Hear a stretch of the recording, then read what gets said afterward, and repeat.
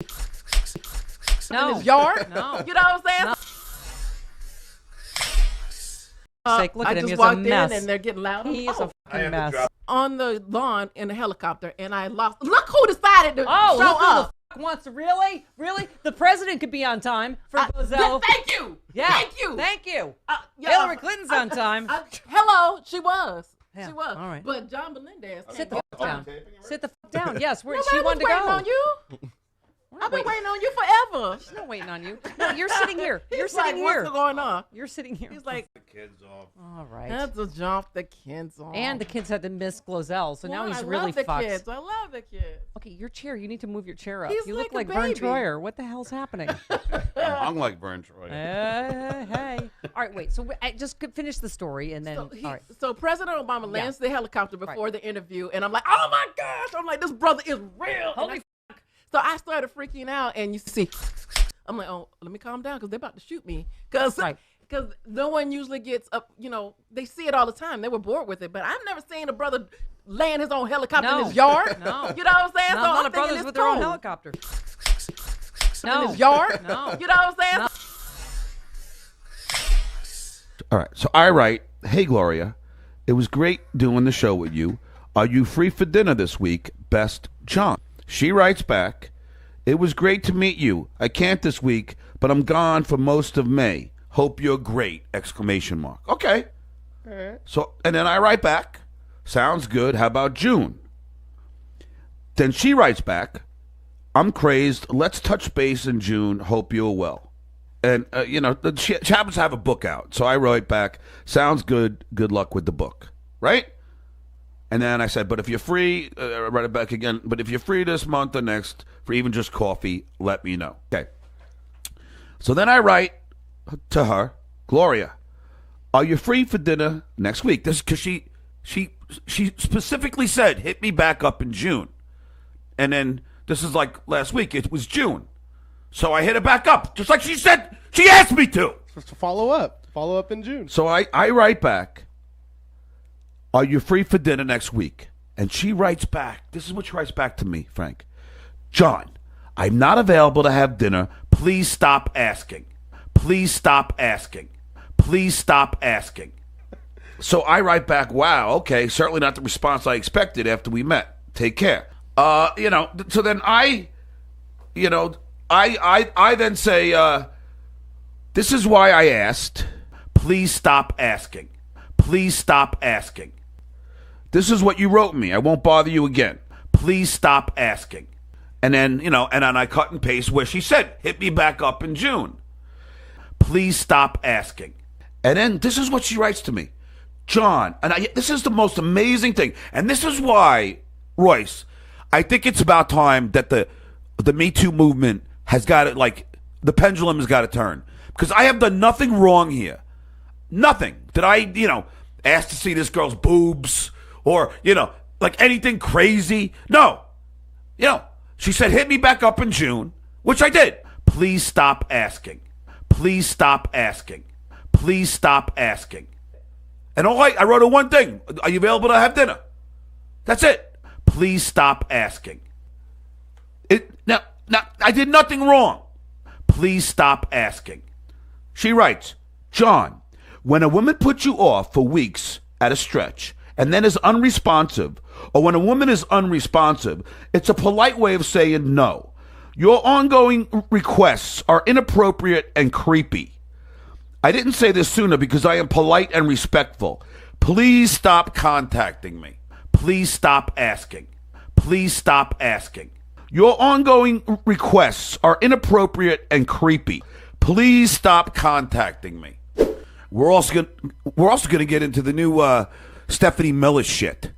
Now, I have been very quiet when it comes to Stephanie Miller. I endured, 6 to 8 months of complete abuse from this woman. Just like Vanessa Rumbles did, Chris Lavoie, Travis Bone, Sean Comiskey, Aaron Capucci, Yanira. Sorry, Yanira, I don't remember your last name. But there has been a long line of people who have dealt with this. Hal Sparks, And I was very quiet about it because I don't, I don't want to pick too many fights. But now, Royce, as I said to you before, I don't care anymore. I mean, this is me. I'm unfiltered. I've always been. Howard said so. Jay Leno has said so. Debbie Vickers, the executive producer of The Tonight Show, has said so. I am a provocateur. I am unfiltered. And I can't hold back. So, I didn't want to, it wasn't like, I didn't plan to trash Stephanie Miller. It was just happened. I don't know what happened. I don't know, Roy. Sometimes, we just start talking, and then I don't know. Something inspires me to talk about it. Now, I didn't, plan it. I didn't say, oh, let me, trash Stephanie Miller today. Because that wasn't my thing. I'm like, we'll let, we'll let, what do they say? Let dogs lie or whatever? I don't know the expression, you. But no. What? But to be fair, we planned it for today. No, I did plan it for today, but that's only because of the email that I got, the DM I got from one of our constituents. But see, even as much as she is, listen, Howard Stern was an abusive boss, no doubt. I have some issues with my, with my former head writer on The Tonight Show, and as do a lot of the writers. But, it doesn't even pale in comparison to the eggshells that we were on at the Stephanie Miller Show. Like, when she came downstairs from her beauty nap, she would come downstairs, me, Sean, Yanira, Vanessa, nobody knew which Stephanie that you were going to get. It could have been, we knew that she's going to be angry at something, but we didn't know at who. So, put it this way, Royce. This is a true story. So I get hired to work there. Hold on. Wonderful. Thank you. I get hired there November. I start my first week in like November 6th or something, right? So, Royce, this is getting weird because I really can't see you with this new studio here. We're gonna work on things. Yeah. I mean, it's. I like it in a way. Me too. but I do like to know I'm talking to somebody. But so I start on November 6th. Royce, this is true. So Chris Lavoie, trains me on the board. I don't get so then in the course of the training, my father unfortunately passes away. I find out the news while I'm in Stephanie's studio. And then I have to fly out, obviously. I want to fly out to go to my dad's wake and funeral. So then I get back, and then I'm put on the board. All right, now, granted, I'm just coming off of my father's death and everything. Within 2 days, Royce, and it wasn't like major errors, like Stephanie thought the mic should be louder, even though I'm going by the levels. I mean, I've worked the board before. And this was a more complicated one because it was, you had Sirius and then you had the local station. There was a lot of buttons to push. But within 2 days, she takes me off the board. She doesn't. This is the kind of leeway you get. And it's from a show that is barely listened to. She's barely listened to. I mean, it's not like, she claims she has 1 million people listening. They're not. There's no way there's 1 million people who are listening to Stephanie Miller. People don't know who the fuck she is. I tried to get her on The Tonight Show because I was a fan, and I couldn't get her on. There's not 1 million people listening to Howard Stern, so there's no way in hell there's 1 million listening to her. Exactly. But you would make it look like... Thank you. She was doing like this, like she's running a fucking, she's flying a fucking 747 or something. Like a streamlined jet. Yeah. Yeah, it's just amazing to me. Okay, she takes me off the board, and then within another week, she starts coming up to me with emails, and her fucking idiot manager, Ron, another douchebag, emails, 25 emails. John, come upstairs. And I know when she says come upstairs, it's going to be, she's like, look, people aren't liking you. like they don't think that you know about politics. I mean, you didn't know about my father, Bill Miller, and Barry Goldwater. That's who it was, Royce. About that they lost in the biggest landslide. No, Steph, I didn't. I even like emailed her. I said, look, Steph, I didn't know about it. It happened a while ago. I mean, I wasn't even born. Whatever. Well, John, all history happens a while ago. Yeah, Steph. Yeah, I know who the first president is. Okay, I know who the third president is. Okay, I know important things. Do I know that Bill Miller lost in the biggest landslide? No. Do I care? No. Is it big political news? No. I defy half the political fucking pundits out there. Let's ask Ann Coulter, Sean Hannity, or fucking Jake Tapper. Who cares? I mean, let's ask them. Oh, what was the biggest landslide? I mean, they wouldn't even know who Bill Miller is. You do, Steph, because you're your dad. But she starts telling me, you don't know about politics. Fuck off! I don't know about politics. Because I don't know that Bill Miller and Barry Goldwater lost in the biggest landslide. I mean, who the fuck cares? Who gives a frog's fat ass? Sex and politics. Yes, thank you, Jackie. So I don't care, Stephanie, about your fucking father and about Barry Goldwater. I can give two shits. Okay? It doesn't mean that I'm stupid, as you claim. It doesn't mean I'm politically naive, as you claim. It just means that in the history that I have studied, your fucking father never came up in that history book. Maybe you just don't give a shit. I probably don't. Barry Goldwater. He was an idiot. I mean, but you didn't know he lost. And here's the weirdest part. Royce, I didn't ask her. See, I asked her on the air.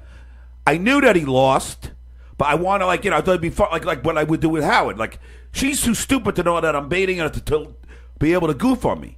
So I said, how you had the election go? And then she got all pissed off. You don't know that my father lost in the biggest landslide. But I was baiting her so she can. I was giving her a lob, a radio lob, so she could berate me. I literally was giving her a lob. Do you understand? I mean, I would do that with Howard too. Like, you just do it because you know they're gonna. But I didn't know that she's too stupid to know that I was giving her a literal lob into goofing on me on the air. But that's okay. It's on the air. I didn't know that off the air she'd bring me upstairs and tell me that people are mad. Her fans are mad because I don't know about politics, which was a slap in the face to me because I do know about politics. And then she hands me 25 pages. I told you, some of them are duplicates from the same guy who are complaining about my persona on the air. And and then tone it down. So then I got to the point where I didn't even talk because but it didn't even matter. It would just always be something. You use too much toner in my printer, printing pictures. Could you believe this? That is ridiculous. She has a multi-million-dollar house. I won't even say where, but it's in a beautiful area. Multi-million-dollar house, Royce. And she would complain to me that I use too much too much toner on a picture I printed. Well, fun fact, that house is built out of recycled printer cartridges. It's just amazing to me.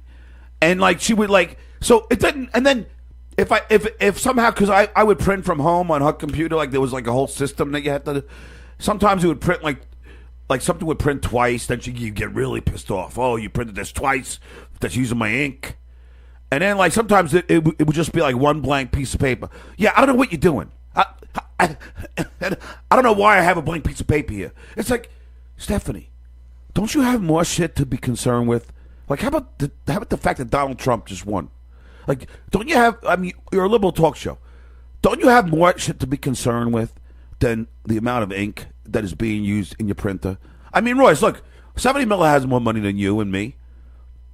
Would you ever get mad at me if I printed something for this show on your printer and I use a little bit of toner for the picture? No, look, I print a lot of stuff, so I'll print in draft mode. I'm all about trying to conserve, but that's ridiculous. And it reminds me when I was over at NBC, I had an executive producer who was so mad that we ran out of napkins that she demanded somebody made a spreadsheet of all the cutlery in the in the break room. And I'm like, but you're adding a whole nother step now.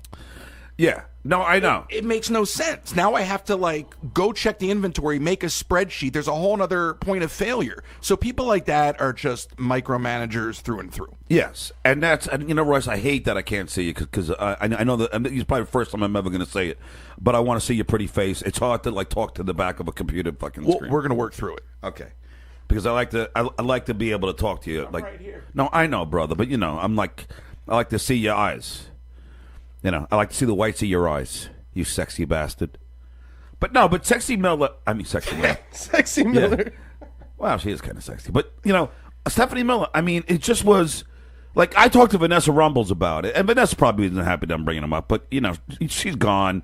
She moved on to bigger and better, and better things. And, I won't even say what company that she's working. She's a sweet, sweet girl. Wait, she's gone. She's still with us. You said she's gone. No, yeah, well, she left the Stephanie Miller fucking nightmare. She had to get out of there. Just like Chris Lavoie did, although I'm shocked he's back because he's the one who told me that she was batshit crazy. I know Sean's there fucking I think he's being held hostage. Sean Kabisky. He's been wanting to leave since day one. That's another thing. Oh, Stephanie would hate that me, Sean, and Aaron was Sean's friend. Aaron Capucci. I call him Aaron Brady because he's a big fucking, a New England fan. But, we used to go out to El Pollo Loco. Guy always sounds like he has something up his ass. Ever hear that guy in a commercial? Yeah. El Pollo Loco. He's like crying. I think he's crying because he wanted to be like a real announcer. Instead, he's fucking singing some fucking El Pollo Loco jingle. But anyway, so we would go to El Pollo Loco, and Stephanie would think that we had like this thing we were going to trash her. And then she would pull me aside. Look, I know you guys are out there trashing me. Like, super paranoid. I'm like, no, we're not. We're just fucking having, like, lunch. You should have just said, Stephanie, if we were going to trash you, we would have gone to Taco Bell. I don't understand. It makes no sense. It would have just confused her. Yeah. But yeah, so she was convinced that we were all, plotting against her. And then at one point she said, look, I get it now. Ron told me, that you're from the Howard Stern show, and this is the way you do things. Like, you try and create problems, and, you try and get people, I go, what are you talking about? What are you talking about, you crazy woman? And look, like, I know people that know her who know how crazy she is. She's a lunatic. Well, okay. Did you? And I apologize because when you started the show, I was kind of looking at a couple things here. But did you actually state already what that you were told not to talk about her? Well, I haven't gotten there yet. Well, no, I'm just asking because it's amazing to me. Like for all the things you talk about, a guy like Howard who's out there, this woman is, in my opinion, nobody. Well, no, in a lot of people's opinion, she's nobody. And you know what? She's fighting a good fight. She's a liberal. I'm on her political side, but I'm not on her side of humanity. She? No, because she's fucking literally, she's abusive. She was abusive to Vanessa. She was abusive to me. She's abusive to Aaron. She yelled at Aaron like a couple times. It's just like it's endless the amount of people that could say how hard it was to work for her. So now I'm going to get into what why I'm even bringing this up again because I trash talked last week, but not it wasn't like I planned it. It just happened, and I'm trash talking it now because I've been inspired to, and I'm inspired to because now listen, I love this guy. I know he ain't gonna be my friend anymore. Fine, I don't care. I don't do this show to have friends. Thank God for Kevin Brennan. Guys like that, I love it. I love Kevin Brennan because I love people who don't care anymore. I don't care anymore. I really don't give a shit about Scott Greenstein, like any of these people. I don't care about Howard. I don't care about any of this. I don't care. It doesn't matter to me anymore. I don't have to kiss anybody's ass. I got cash in the bank. I got a pension. I don't give a shit. If you fuck with me, you're gonna get fucked with back. That's it. End of story. Joe Rogan, fuck off. I hope I see you tomorrow at the MMA Awards. Joe Rogan, you're a douche. And now let's get back to the issue. Stephanie Miller. You're a douche. Yeah, she's a douche. So, Bob Cesca. You're a douche. No. Oh, I'm sorry. No, Bob Cesca is a sweet, nice guy. He really is a nice guy. But, so you see the DM I get, Royce, because just so everybody knows, and it's kind of creeping me out, Royce, that you see all my DMs, because you see all the chicks I hit on. There's nothing I can do about it other than log off your Twitter completely, which I'm not prepared to do. I know, but Frank, he's, because Royce is entertained. I hit on like 10 girls, you know. Hey, how you doing?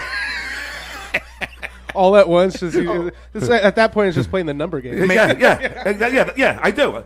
And I try for 100, and if I get 10, I'm fucking, you know, I'm lucky. Can I just derail for 3 seconds on that topic? Yes. I saw you reach out to a girl the other day. Yeah. And she tried to tell you that she lived 20 hours away. Oh, yeah. And that Google Maps was your friend. Yeah. But you're like, I already Google mapped it. You're like, and then you gave her like kilometers. Yeah. I said, you're 5 hours away. Oh, I don't know what I did wrong. It's like the greatest reality show in my pocket. I know. It really is. It really is. That's why I do believe in your next book, because if people could have a glimpse into what I'm seeing, they'd laugh their asses off. Oh, yeah. No, I know. And maybe it's good you see it. Because I'm not embarrassed by it. I mean... No, but you were right, and I thought you were wrong. Oh, really? So I'm playing along. Well, look. All right.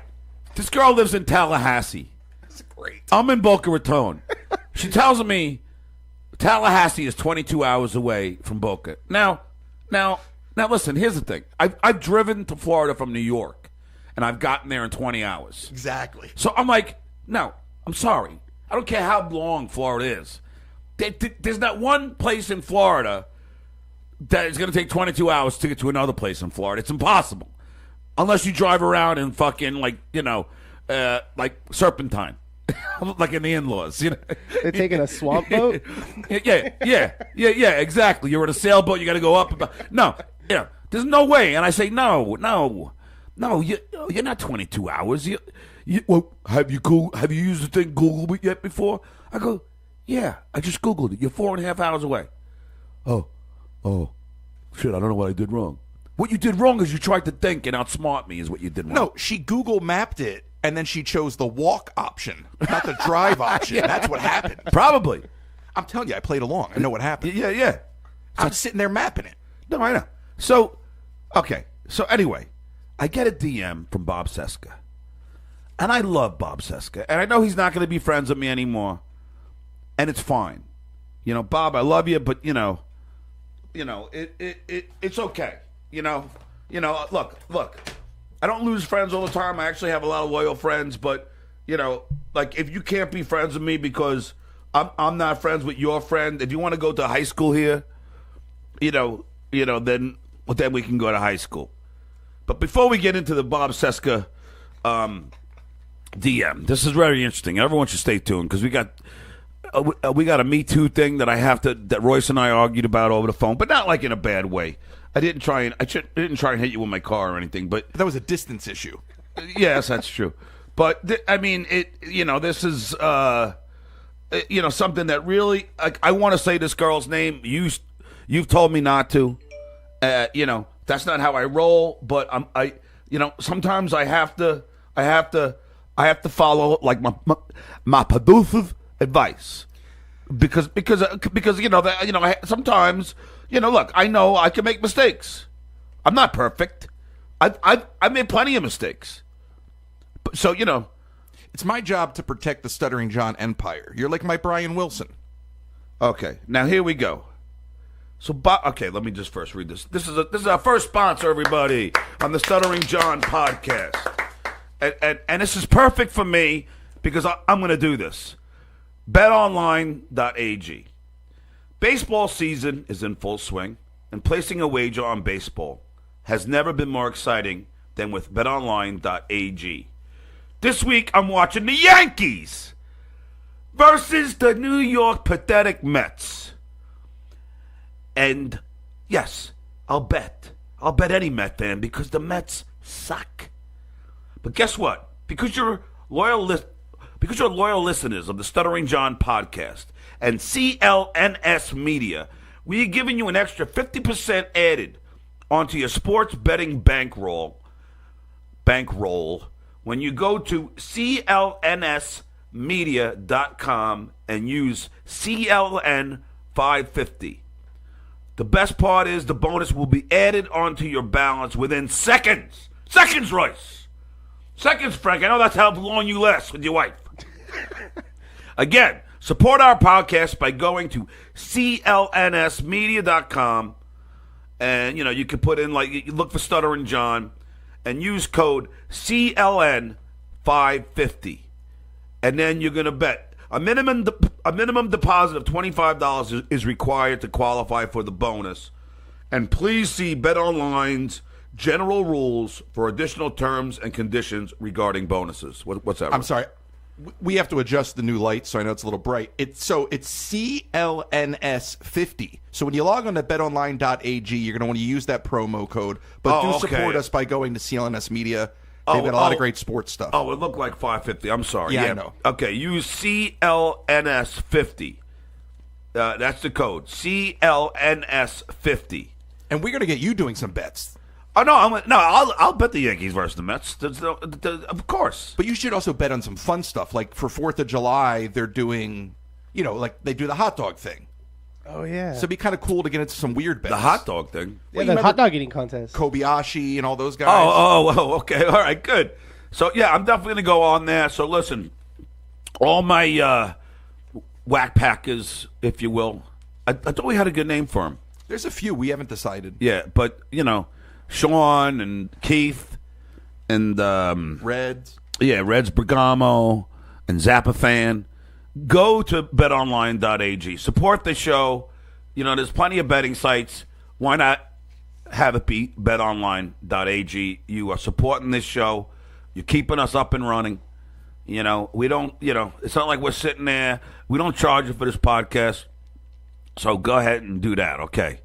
Now let's get back to Bob Cesca. Now, I love Bob Cesca. I've said it before. I know he's not going to be my friend anymore, and I'm okay. So he writes to me, "Hey, John, full disclosure, Kimberly Johnson's my girlfriend, so bear that in mind." Now, Kimberly Johnson was a girl on Twitter.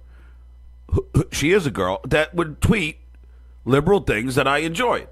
She's cute, but and I didn't I didn't write her anything salacious. I just said, "Hey, how's DC?" She said, "It's humid." I go, "Yeah, I've been there, done that." I said, "If you're ever in LA, DM me, maybe we'll have drinks." But it wasn't like, it was. I'm sure you saw it, Royce. It wasn't anything bad. It was just like but I didn't know that was Bob Cesca's girlfriend. I had no idea. I really didn't. If I did, I wouldn't even. Well, I might have even said, I enjoy your tweets because I enjoy a lot of the, people's tweets, and they could be guys too. It doesn't have to be girls. I mean, some people I follow plenty of men too.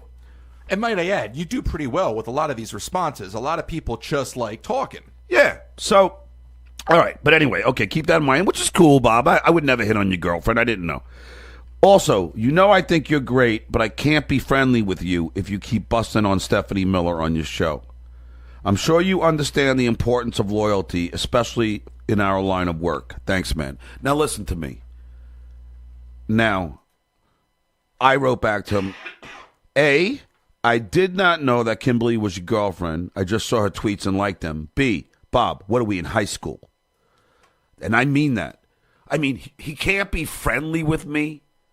Because I endured the worst boss in history, and now Bob Cesca can't be friends with me if I say anything bad about his friend. I mean, look, Bob, guess what? Yeah, loyalty is important, okay? You could be loyal to Stephanie, fine. But you don't have to, go to high school. Go back to high school. We'll use Howard's term that he stole from John Lennon. We don't have to go back to high school, Bob. Seriously, really? You can't be friendly with me because I have a personal problem with Stephanie Miller. You didn't work for her, Bob. You just call in every now and then. You don't endure her abuse. But I found it interesting what his definition of friendly ultimately was. Well, yeah. So then, I'll continue with what I wrote. A, I did not know A, I didn't know that Kimberly was your girlfriend. I just saw her tweets and liked them. B, Bob, what are we in high school? I mentioned Stephanie in 1 or 2 shows out of the hundreds that I've done, and you feel that you have to choose sides? Wow, Bob. Stephanie was the most abusive boss that I have ever had, and there's a long line of people that will attest to that, including some of them that are still there, which is true. Damn, Bob, trust me, I could have said a lot worse. I'm not sure why or how she would even know that we DM each other. Are people not allowed to have the same opinion of someone? I'm not allowed to have a different opinion. I meant, that's like Jay Leno being mad at a guy who still talks to Howard. You're off base here, Bob. But that being said, you're a good dude. I'm not sure why a line has to be drawn in the sand. And he writes, I'm not upset or pissed. Just to be clear, I'm in the middle of the show right now, so I'll write more when I'm done. And then he gets back to me. About Stephanie, I just need to be careful. You know, I don't want to be seen as somehow endorsing your complaints about her.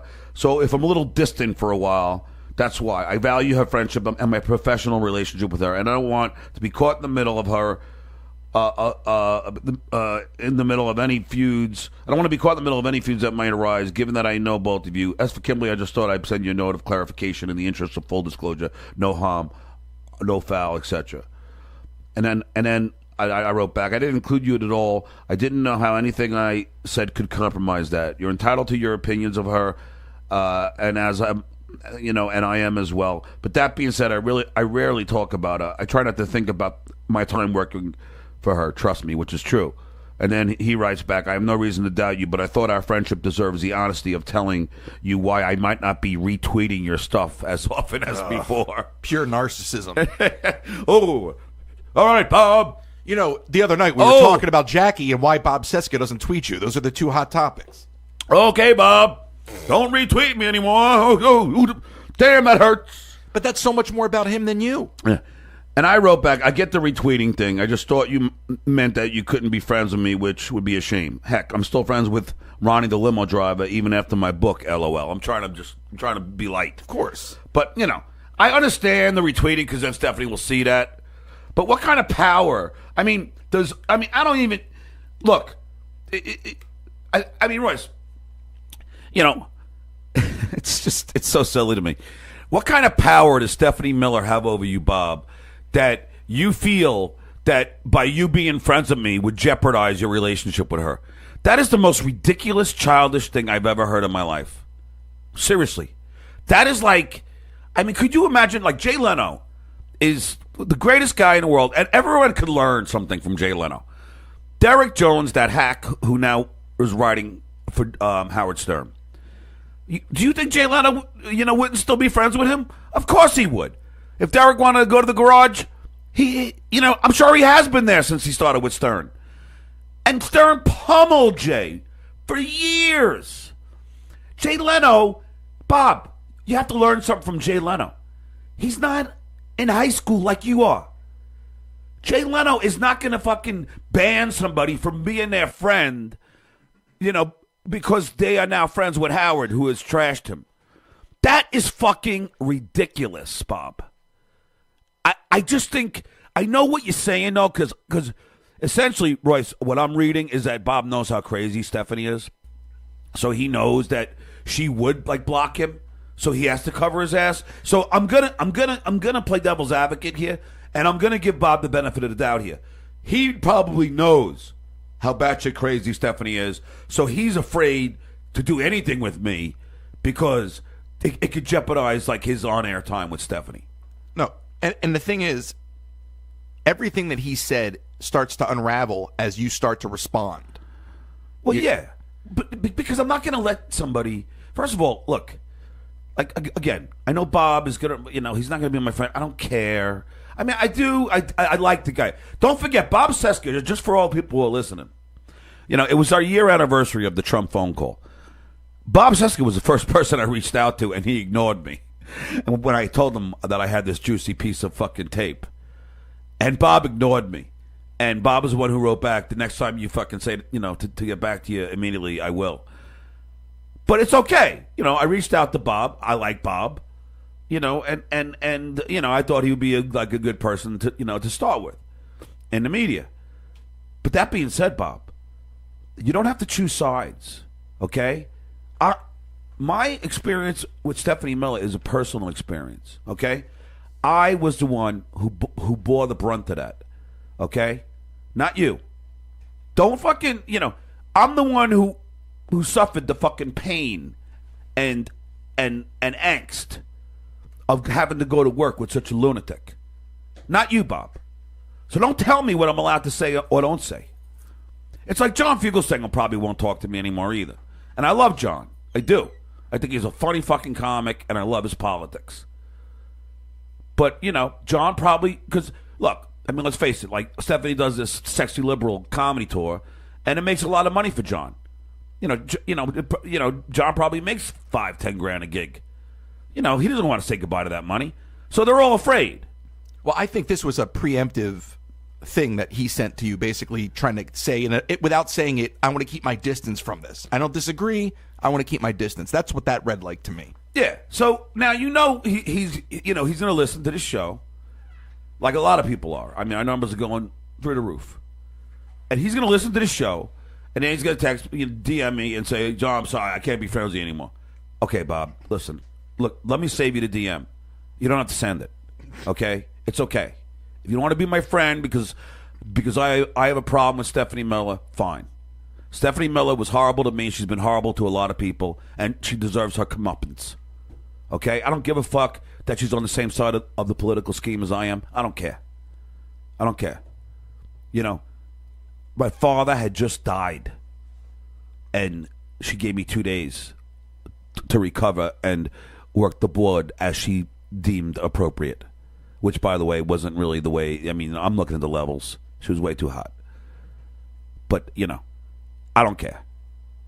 Stephanie Miller is, out of all the bosses I've had in my life, is by far the worst. And that's the truth.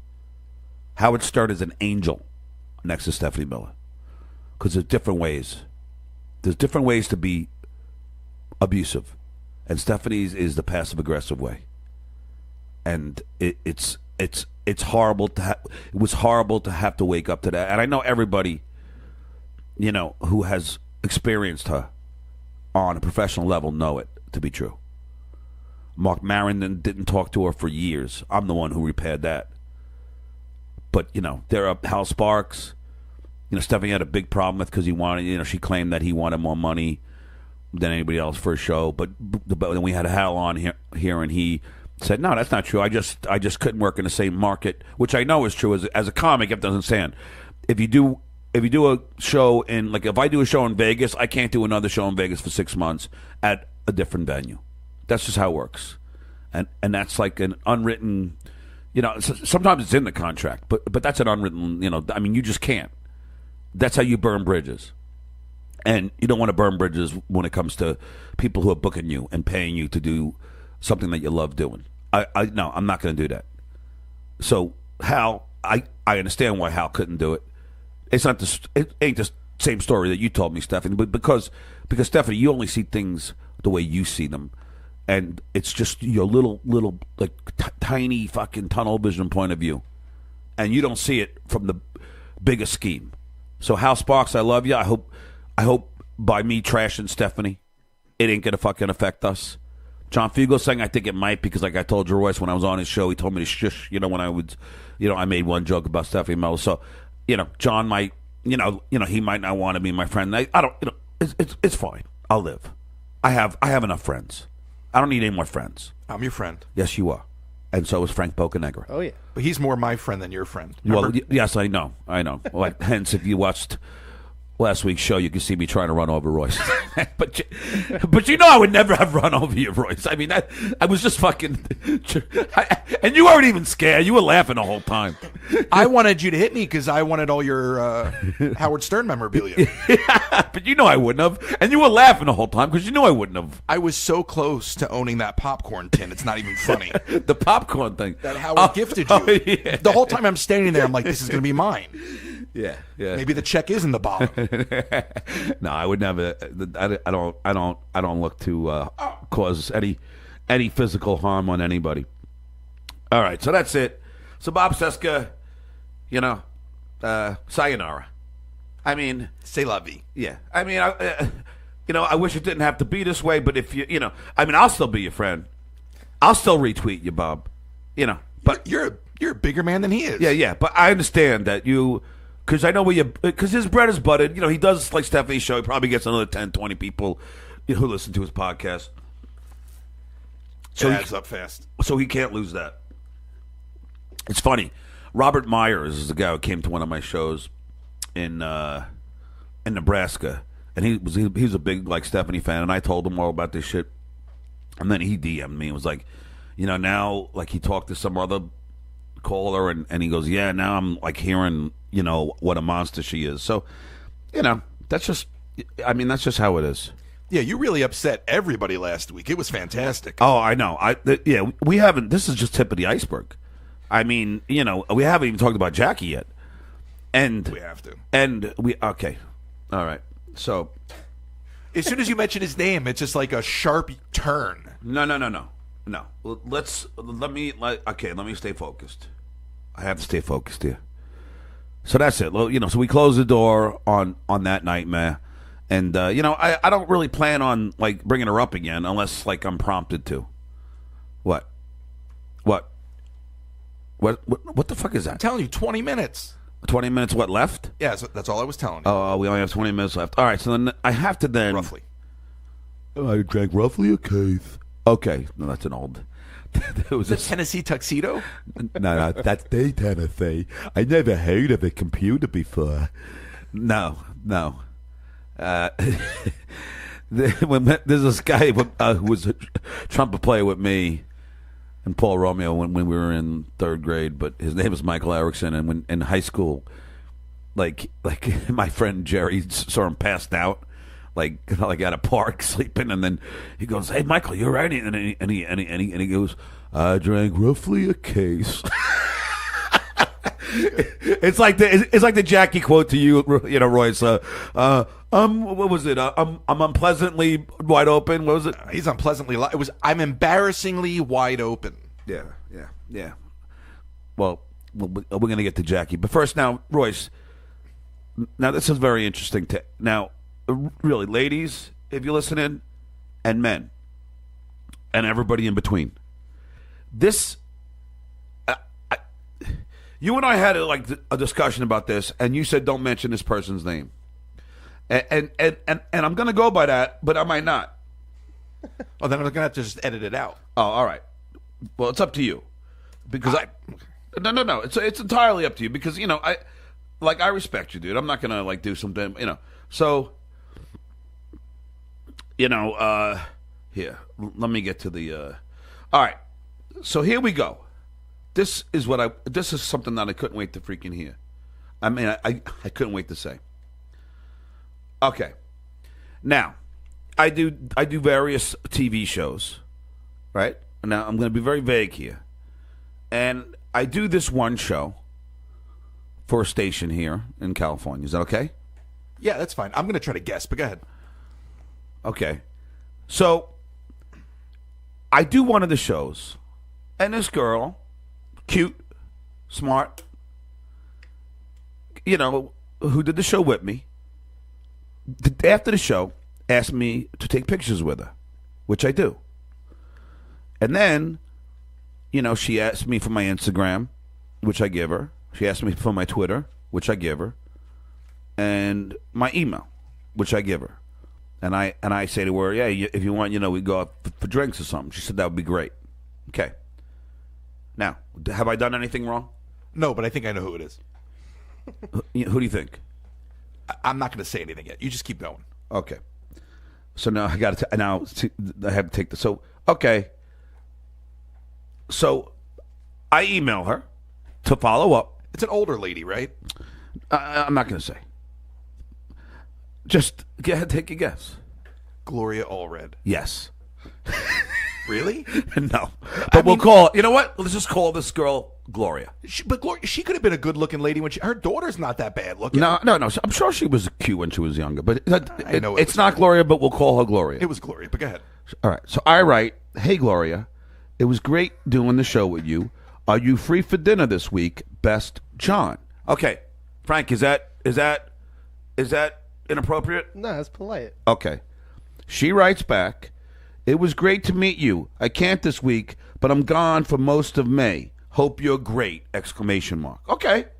All right. So, and then I write back, "Sounds good. How about June?" Then she writes back, "I'm crazed. Let's touch base in June. Hope you're well." Wait, I'm crazed? Yeah, she's crazed.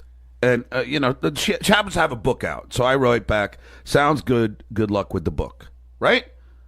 And then I said, "But if you're free," I write it back again, "but if you're free this month or next for even just coffee, let me know." Okay. That's it. That's it. Okay? Now, guys, is there anything wrong with what I just said? Royce? Not yet. Okay. Frank? No. Okay. So then I write to her, "Gloria, are you free for dinner next week?" This because she specifically said, "Hit me back up in June." And then this is like last week. It was June. So I hit her back up, just like she said she asked me to. Follow up. Follow up in June. So I write back, "Are you free for dinner next week?" And she writes back. This is what she writes back to me, Frank. "John, I'm not available to have dinner. Please stop asking." That was her first time asking. I know. So I write back, "Wow, okay, certainly not the response I expected after we met. Take care." Because why would I expect that? Because, she was like all over me. She's like a big fan.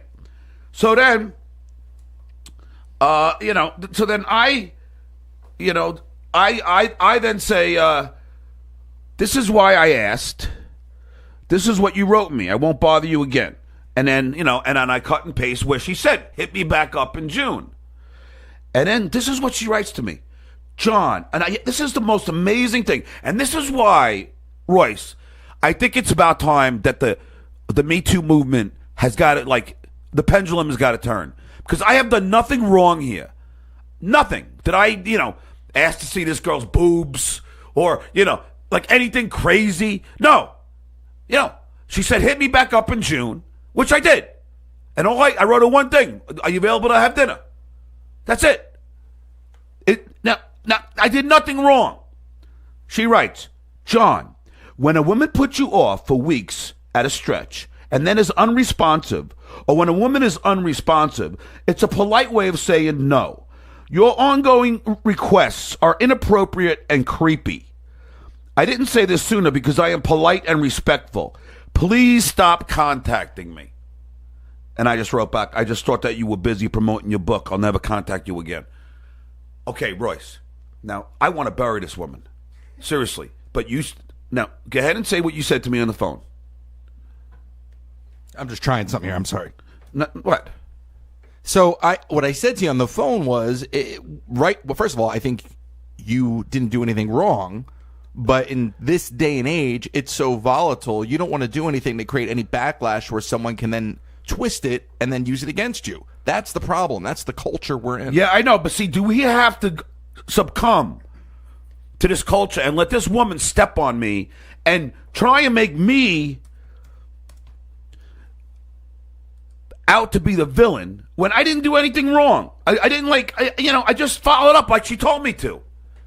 And then I do that, and then suddenly now I'm creepy and inappropriate? Holy shit. So you can't, you're not allowed to, a girl asks you for pictures with you, is like, says what a fan she is, asks you for all your handles, follows you on Twitter, follows you on Instagram, you ask her for dinner, and then she says you're being creepy. Like, I'm supposed to know that her saying she's busy when I know she's out promoting a book. I'm supposed to know that that's her way of saying no? No.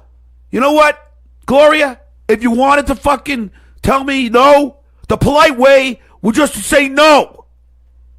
Just tell me I'm not interested. I would have been over with it. That's it. What I don't understand is why not just say, "I'm seeing somebody"? That's the easiest cop-out from the gate. See, I'm glad I have, this is the great thing about emails, is that they live forever. And I'm glad I have this. Because this is what I'm saying to you, Royce. If she ever said that I did anything creepy or inappropriate, and we went to fucking court, let's say. I know I'm just saying. She would lose. There is nothing that I did. All right, turn the fucking music up. I would say that song to begin with.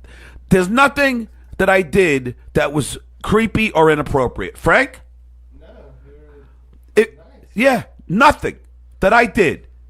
And for this fucking chick to fucking try and make me, be like, sound like a creep or inappropriate.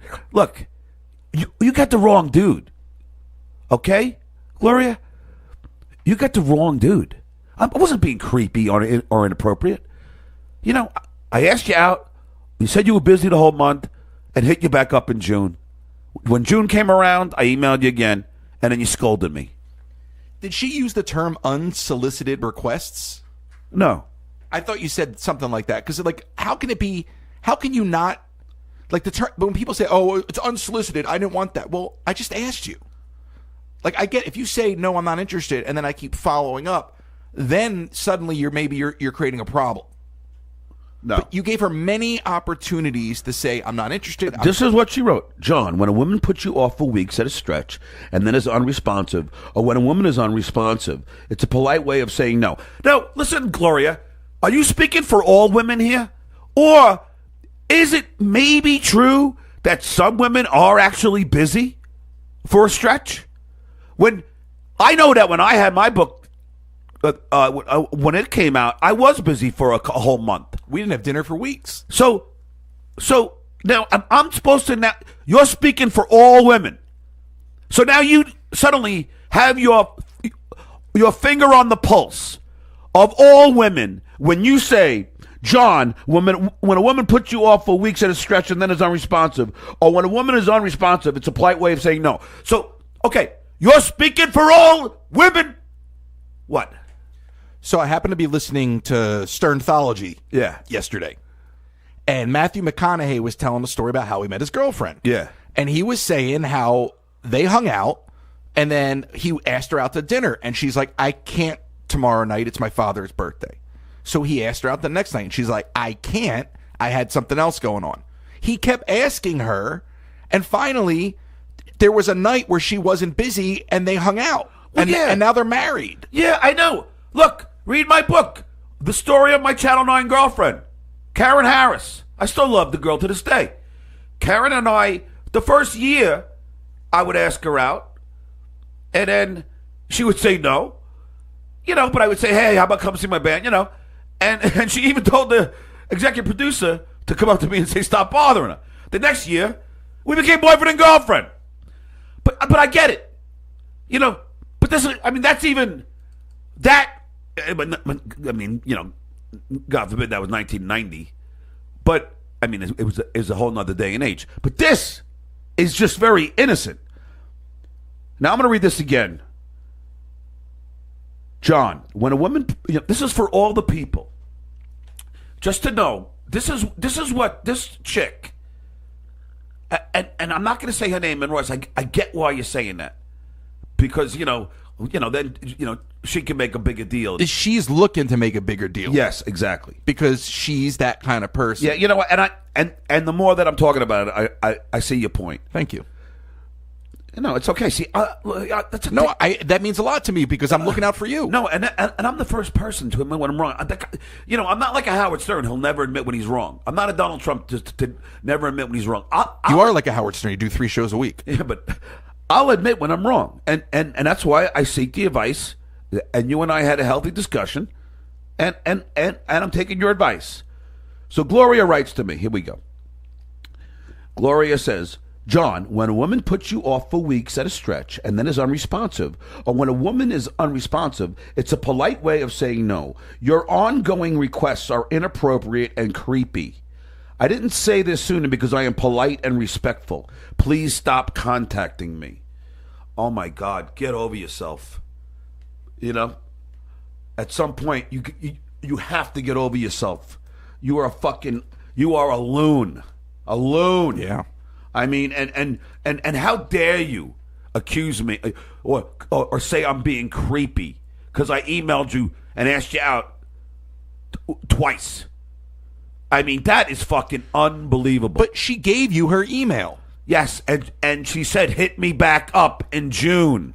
Listen, I met a girl once when I was at work. I was at NBC, and her and I would talk, and I thought we were hitting it off, and I asked her if she wanted to go to dinner. And she said, I'm studying for the bar, and my test is the end of the month. Let's do something next month. Well, she was giving me the blow-off, but I just came back next month. Yeah. No. Because I'm like, oh, all right, well, persistence pays off. Well, do me a favor. Tell your story about your wife. Because this is the problem. And this is why I wanted to say her name, Royce, just for the simple point of, I think it's time that men and women, that this Me Too thing it's got to change. Yes, but come on. No, because the guy from... No, but here's the thing, Royce. This is not inappropriate or creepy. No, it's not, but it will turn that way. But see, that's the thing, and this is where I disagree with you, is like, I'm strong enough in my beliefs, and I'm strong enough in that I did nothing wrong, that I should put this woman on call for all men. Yeah, but here's the problem. Then it turns into harassment, and also there are a lot of people that I can think of, some who I have mutual friends with, that have been put through the ringer, and they were in the right, but social media is so volatile that they were taken out at the knees. And even Al Franken is a good example of that. So why do you want to go there? I just think like people like this need to be called out for their fucking insane. There's a reason like somebody like that's going to be a spinster for the rest of their life. Well, I don't know what that means. It just basically sit at home. Yeah. Well, I mean, and look, and when I watch her on Instagrams, she's so annoying. Like, she's just annoying anyway. She thinks she's so freaking smart. She is. She's one of the most powerful attorneys in the country. Yeah. But you know what I mean. You know who I'm talking about. Here, let's face it. Royce knows exactly who I'm talking about. Yeah, you think that's the one tweet that I didn't see? No, exactly. What? No, you didn't. This was on my personal email. You don't have that. No, but still, I know exactly what you're talking about. I'm just doing my job. No, I know. And I'll tell you off the air, Frank, if you don't know already. No, I don't. But it's just ridiculous. And Royce, tell the story of your wife at work, because this is equally as ridiculous on the other side of things. Well, my wife works with a guy who's a stutterer. Yeah. And this is a guy that's been passed around the company for a decade, and nobody wants him in their division because he doesn't want to work, and he openly says he doesn't want to work. So the other day, because she knows you so well and she loves you, that she knows how, like, when you get hung up on certain things. Yeah. So this guy's talking to her and says something and starts to stutter, and she goes, oh, like, do you have a hard time with R's? Is that like a trigger for you? Very much the thing that you say all the time on the show. Yeah, R's are very hard. He went to HR and reported her for making fun of his stutter. I mean, that is fucking ridiculous. That is ridiculous. What is this world coming to? Really? And I know that a lot of the GOP is there going to blame the libs for this, but it's not. Me Too. I get it. Men have been, wrong in a lot of ways for a long time. But you can't turn everybody into Bill Cosby. Okay? You can't turn everybody. I mean, it's just not fair. It's not fair for men everywhere. And I say men, yeah, but I know it could be women too. But, at some point, it has to turn. We all cannot, if we can't ask a girl out without being called out and being called creepy and inappropriate, then we are going down a slippery slope here. Because then men are going to be afraid to ask anybody out because, hand lotion is going to go up in sales. Because if that's the case, if like a lunatic like this one is going to call me creepy and inappropriate, and I read every single email verbatim. So, fucking complete disclosure. Full disclosure. And this is the response I get. So listen, Gloria, which is not your real name, and you know who you are. And anybody could, all you got to do is, it isn't hard to figure this out, but I didn't say the name. But please don't. I won't. I'm not you, them. Yeah. But it doesn't matter. You know who's creepy and inappropriate? You are. You are, sweetie. Me? Oh. No. You are. It's funny. I was thinking about Elephant Boy. Elephant Boy said he was having such a hard time with the ladies that he decided to go gay. Yeah. Oh, no. I'm not suggesting you should go gay. I'm thinking of Elephant Boy right now. You know, looking at you is the prime reason why I would never go gay. Thank you. I think that's a compliment. I don't know. Some of my best friends are gay. Men gross me out, but I'm just saying that this girl is off base. She's wrong. And your wife, that stuttering dude, off base. Sorry. I should be the judge. I'm the judge and I'm the jury. Gloria, you're a loon. And that stuttering freak that you're talking about? Yeah. You're a loon. Oh, he is a loon. Exactly. And it's time that times have got to change the other way. I'm not saying that we could go back to grabbing girls' asses and shit like that, but there is nothing wrong with asking a girl out. And if she tells you to get back to them in June, and you do, there's nothing creepy. I can't read your mind, you fucking dingbat. I can't read your mind. I don't know that by you saying you're busy for a month, when I know you have a book to promote, how the fuck am I supposed to know that you're blowing me off? I don't know that. Okay, especially because you asked me to take pictures with me, and you asked me for all my fucking social media handles. How the fuck am I supposed to know that you're not interested? And the only way that I'll know is if you would have just told me. Don't be polite, Gloria. You weren't being polite.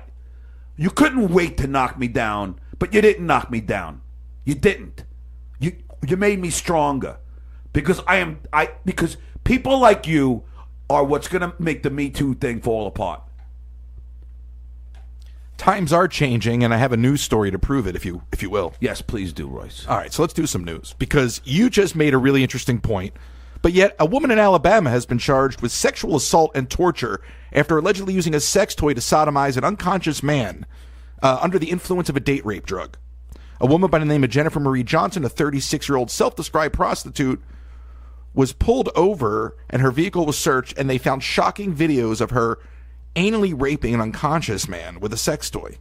Oh, shit. So times are changing. I don't understand. Well, the shoe's on the other foot. Yeah. All right. Thank you. No, I was supposed to say thank you, but thank you. No. Hold on. I had to have a sip of my vanilla cappuccino. Listen to me. The thing that I don't understand is, I don't want to say where your wife works, but the company, that stutterer went to HR, right? And then your wife got scolded.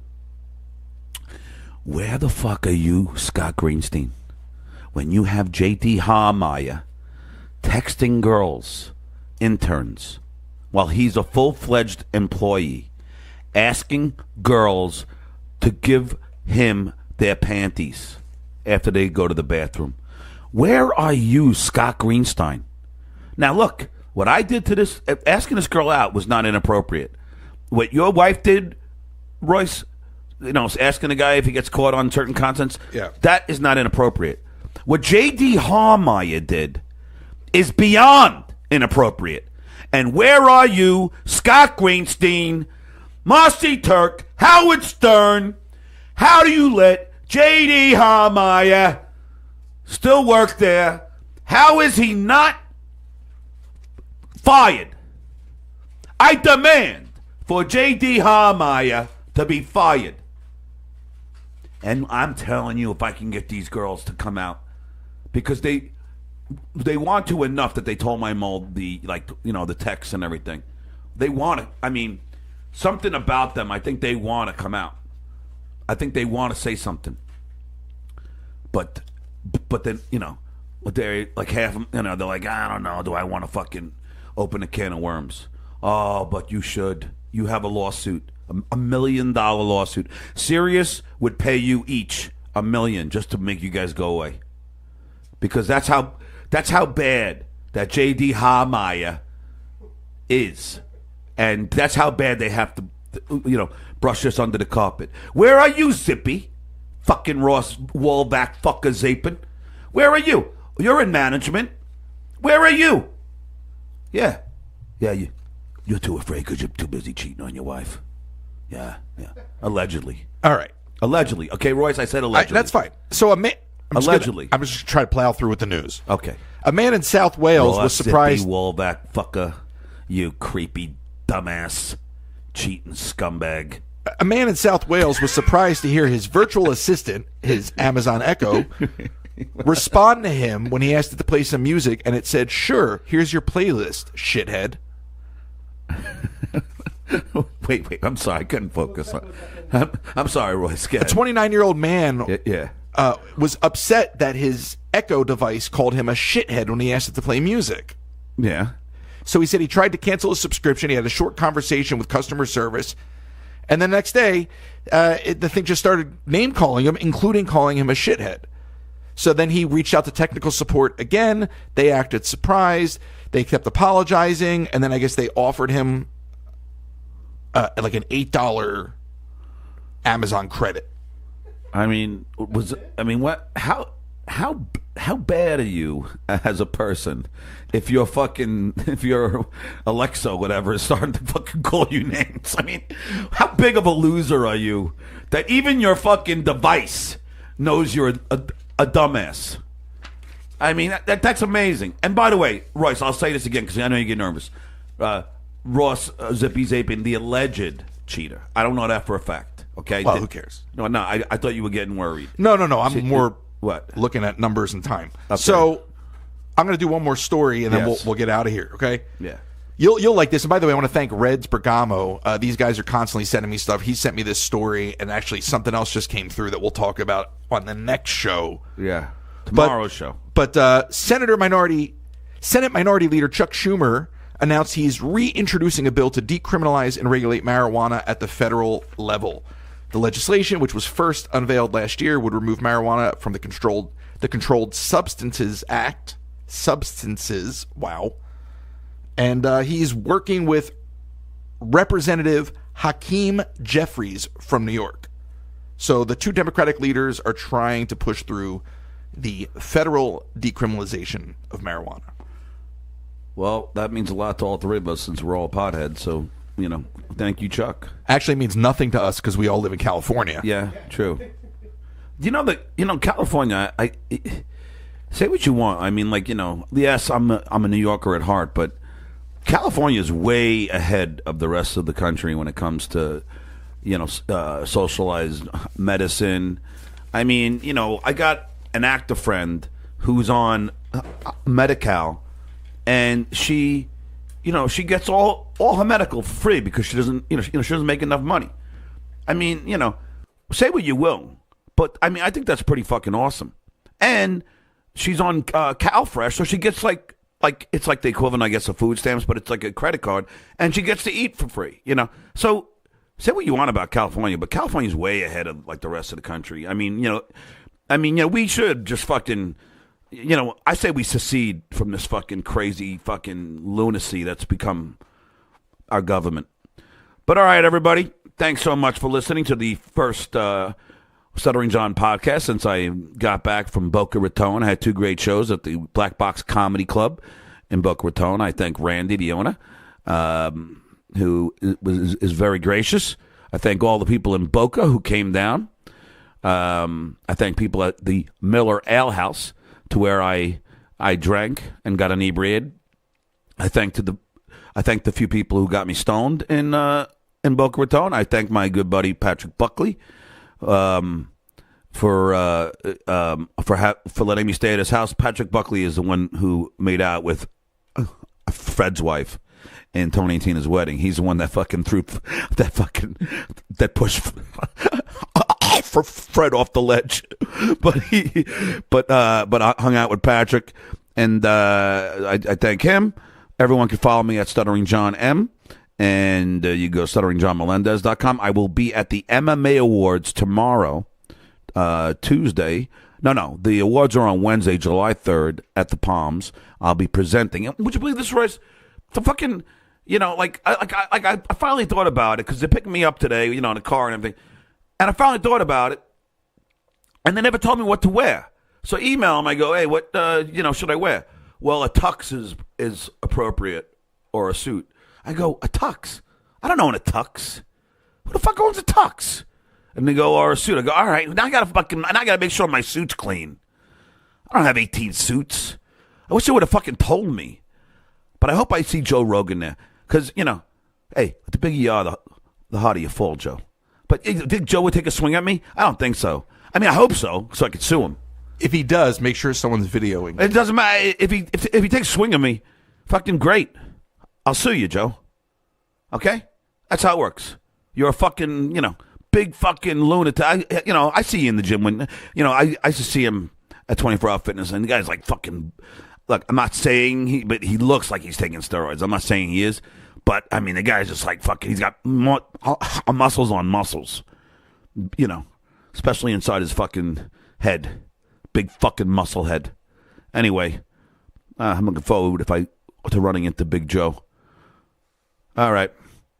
That's it. I will, I spoke to Jim Florentine, too. I hooked up with a guy from the Dolphins, a coach.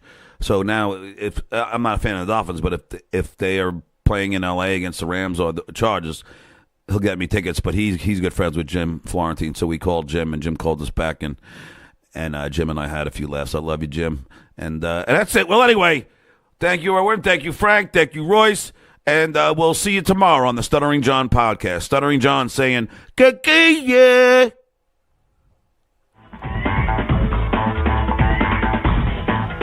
The Stuttering John podcast is recorded live in high-fidelity stereo sound and can be heard on iTunes, but you knew that already. Hey, what are you doing later? Can I call you? What's your number?